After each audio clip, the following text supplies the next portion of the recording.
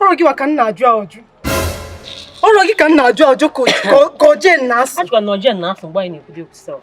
Che mo jen nas. Ada it heartless. Bam.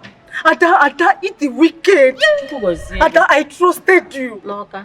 Ada na call gi ni must start this guy. Ima ka isi we bito. No na agbo boto iboto abomwa. Sorry yo. Achievement ni reach email today.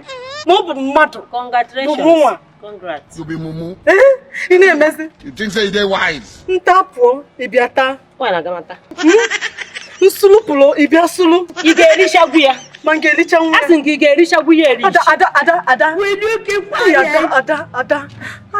No dey lack trouble. No dey lack trouble. Nga wara onwe. Mana da ande mo ogenye no n'ụlọ. Ewu anwụ n'ogbere. Ikwushago. So ihe niile na-ekwu nnọọ ama ma ebe mmebido ebido. Ị ga-erichagwu ihe dị na dish. Ị ga-emechagwu ihe dị na dish. Ihe na-ekwu egoro m lish moto. Gasket eji esi na ngwagoro ya. Ayo nje dere ya kwụna and then Ada. ka m gwa eziokwu. Isi nọ na-abụ ịdụrụ pụọ. Mụ adụrụ bata. Mmepụtara side ya. Ihe dị na dish ị ga-emegwu ya. Ihe kwuru bụ onye akpala ya pụọ n'ụzọ ka akpa ndị ọzọ. Ka iji wee lie nwoke. Ya ntụ ọzọkwa dị ka ibia si onye ara. Pụọ n'ụzọ ka ara ndị ọzọ. Una well done o. Oga biko bịa. Oga please go. Dị egwu ana-ebete ya n'akwa. May God not allow them make them kill you.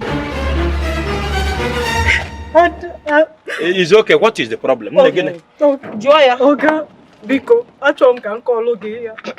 Ugodu nke bụ isi. Onye abụ ezigbo oyi m nwanyị. Ama kọle ihe niile.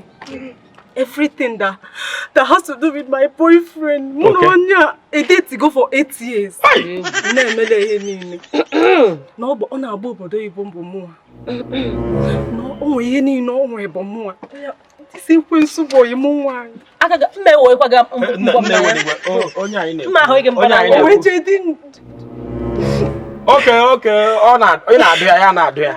ndozi apụ ọdụlụ. Ị ga-aga na-adụ. Ewe n'iwe. Aga na-adụ. Ọkwụgwọ ụgwọ isi gị.